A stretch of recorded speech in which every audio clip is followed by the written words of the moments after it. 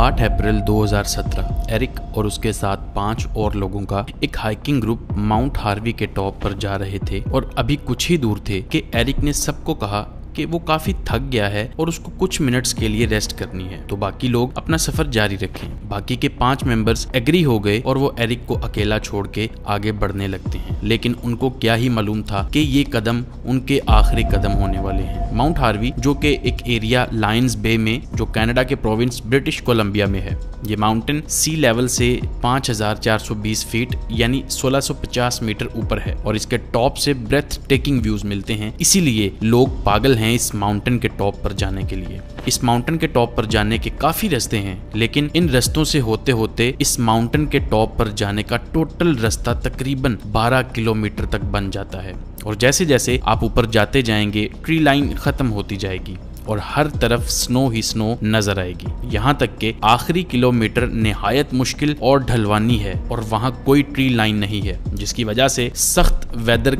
और तेज हवाओं का सामना करना पड़ता है जिनके सामने कोई इंसान टिक नहीं सकता। इस माउंटेन के टॉप पर जाने का सही मौसम है जून से अक्टूबर तक, लेकिन ये ग्रुप अप्रैल में क्लाइंबिंग स्टार्ट कर देता है, यानी ऐसा मौसम जिसमें ये माउंटेन हर जगह स्नो से भरी हुई मिलेगी और मौसम भी निहायत बदतरीन होगा कि सामने कुछ दिखाई तक ना दे। मौसम के मुताबिक ही डिसाइड होता है कि कौन से खतरों से निपटने के लिए किस तरह के इक्विपमेंट्स की जरूरत पड़ने वाली है आपको। मौसम खराब होगा तो इंसान स्नोस्टॉर्म में फंस सकता है, विजिबिलिटी भी 0 होगी, कुछ नजर नहीं आएगा और अगर कहीं से भी गिर गए तो आसानी से 1000 फीट नीचे चला जाएगा बंदा। ये तो शुक्र है कि इस ग्रुप में जो 6 लोग थे उनमें से 3 लोग एक क्लब से बिलोंग करते थे और बाकी के 3 लोग दूसरे क्लब से बिलोंग करते थे और इनका तजर्बा भी ज्यादा था और ऐसी चढ़ाइयां वो लोग पहले भी चढ़ चुके थे और हर वीक में इन सब लोगों में से कोई ना कोई किसी न किसी ट्रेल पर ही होता था वैंकूवर के एरिया में। जब एरिक ने सबको बोला कि आप लोग चलते रहो, मैं थोड़ा सा सांस ले लूं, तो उसने सबको कहा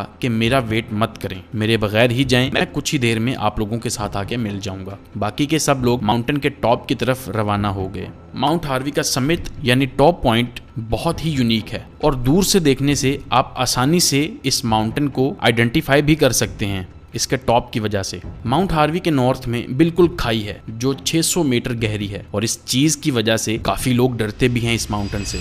एरिक अभी रेस्ट ही कर रहा था कि अचानक उसे अपनी तरफ आता हुआ एक सोलो हाइकर नजर आता है जो उसकी तरफ ही आ रहा था और एरिक के पास आकर वो उससे बात करने लगता है। सोलो हाइकर एरिक से पूछता है कि भाई तुम ठीक तो हो ना, यहाँ पर क्यों बैठे हो? तो एरिक कहता है वो बिल्कुल ठीक है, बस कुछ देर के लिए सांस ले रहा है और उसका ग्रुप थोड़ा सा ही आगे गया है अभी और वो कुछ ही देर में उनके पीछे जाने लगा है। इतना सुनते ही हाइकर एरिक को गुड बाय बोलता है और वो भी उसी रास्ते में चलना स्टार्ट कर देता है जिस रास्ते में एरिक का ग्रुप गया था। कुछ देर बाद एरिक को लगता है कि अब वो काफी रेस्ट कर चुका है और अब उसको चलना चाहिए, तो वो भी टॉप की तरफ बढ़ने लगता है। कुछ ही देर में वो टॉप के पास ही था, लेकिन वहां पर वो जो मंजर देखता है उसकी वजह से बहुत ज्यादा कंफ्यूज हो जाता है। वहां पर उसको अपने ग्रुप का एक भी बंदा नजर नहीं आता और सिर्फ वही हाइकर नजर आता है जो कुछ देर पहले ही अभी उसके पास से गुजरा था। वो एरिक की तरफ घबराए हुए देखता है और उसको बहुत अफसोस के साथ बताता है कि उसके साथी यहाँ से नीचे गिर चुके हैं। दोनों घबरा गए और फौरन अपने मोबाइल फोन चेक करने लगते हैं, लेकिन इतनी हाइट पर कोई सिग्नल नहीं होता।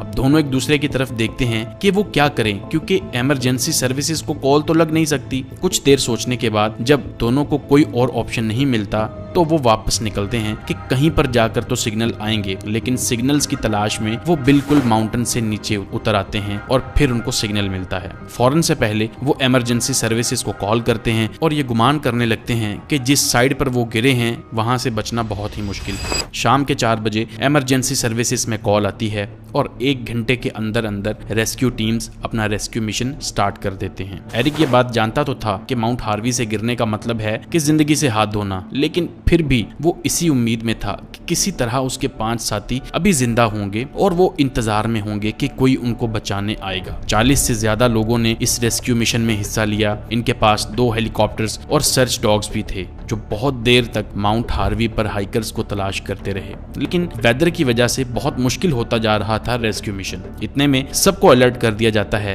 कि अब इस मिशन को पोस्टपोन करके कल दोबारा स्टार्ट किया जाएगा। अगले दिन दोपहर के वक्त 4 हाइकर्स को आइडेंटिफाई कर लिया जाता है, लेकिन पास जाने पर पता लगता है कि ये लोग अब जिंदा नहीं हैं। इनकी बॉडीज के पास इनकी चीजें बिखरी पड़ी नजर आती हैं, जैसे कि स्नो शूज और हाइकिंग का सामान। कुछ ही देर में आखिरी हाइकर को भी आइडेंटिफाई कर लिया गया, लेकिन बदकिस्मती से वो भी जिंदा नहीं था। अब मिशन खत्म हो चुका था। इनकी फैमिलीज को आगाह करने के बाद उनको बॉडीज दे दी जाती हैं, लेकिन सबको एक ही बात तंग कर रही थी कि आखिर ये क्यों हुआ। इन लोगों का इतना तजर्बा भी था, फिर भी ये हादसा क्यों हो गया। किसी भी तरह की कोई फॉर्मल इन्वेस्टिगेशन तक भी नहीं की गई, क्योंकि माउंटेन एक्सपर्ट्स को अंदाजा हो चुका था असल में हुआ क्या है। जैसे ही ग्रुप एरिक को छोड़ के आगे बढ़ता है तो स्नो पर चलते चलते वो लोग टॉप की तरफ जा रहे थे कि रास्ते में एक जगह पर एक व्यू को देखने के लिए सब रुकते हैं। उस व्यू की खूबसूरती इतनी थी कि किसी से रहा ना गया। इतने में ये लोग एक लेज पर चलने लगते हैं, जो कि माउंटेन के नॉर्थ साइड पर ही था, जिसके नीचे सिर्फ खाई थी।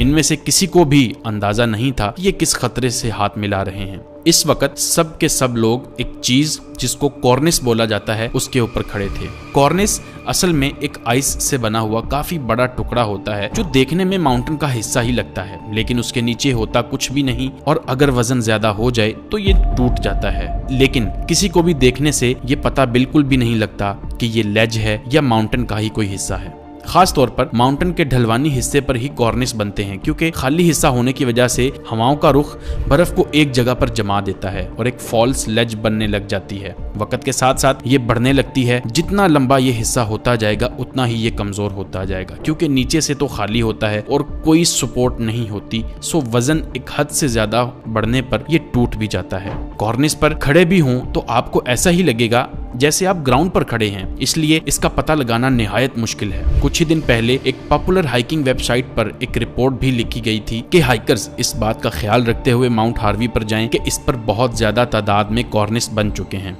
तो जिस वक्त ग्रुप इस कॉर्निस पर था, वजन ज्यादा होने की वजह से वो बर्फ का हिस्सा टूट जाता है और इसके टूटने के साथ सब के सब 1600 फीट यानी 500 मीटर गहरी खाई में जा गिरते हैं। ये सोचा जा सकता है कि नीचे भी तो बर्फ ही थी, लेकिन इतनी हाइट से गिरने पर किसी भी चीज पर गिरना जानलेवा ही होगा। उस दिन बेस पॉइंट पर जहां ग्रुप गिरा उस जगह एवालांच आया हुआ था, जिसमें सख्त आइस होती है। जब ग्रुप नीचे गिरा तो वो सॉलिड ग्राउंड पर ही आकर गिरे, जिसकी वजह से उनकी बॉडीज ही टूट गई। उस दिन एक और हाइकिंग मेंबर जिसने इस ग्रुप के साथ होना था, तबीयत की खराबी की वजह से इनको ज्वाइन ना कर सका और वो बिल्कुल तैयार भी था जाने के लिए, लेकिन अचानक से उसका मूड बदल गया और इसी वजह से उसकी जान बच गई उस दिन। उम्मीद करता हूं दोस्तों आपको ये वीडियो अच्छी लगी होगी। इसी तरह की मजीद वीडियोस देखने के लिए हमारे चैनल को सब्सक्राइब कर लीजिए।